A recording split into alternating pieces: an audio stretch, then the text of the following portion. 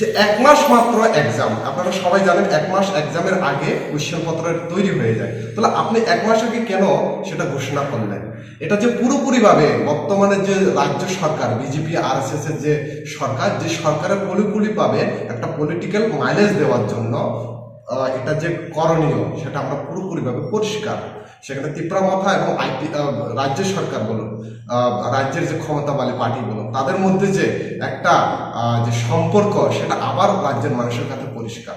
কি দেখতে পেলাম, হঠাৎ করে যখন 12 ঘন্টার স্ট্রাইক ডাকলো, হঠাৎ করে কি হলো, সেখানে মন্ত্রী সুশান্ত চৌধুরী প্রেস মিট করে কি বললেন, আগের মতন যেভাবে থাকবেন স্ক্রিপ্ট এভাবেই থাকবে। আর এটাই দিয়ে কি বললো, যারা রাস্তা অবরোধ করলো, রাস্তা অবরোধ করার পরে অর্কেস্ট্রার সুপারস্টাররা যেরকম ডান্স করে, সেখানে চিত্রহারার মতো রাস্তায় উল্লাস হে চং মানখা মানখা চং মানে থাকা চিনি দাবি পুরো নয় থাকা,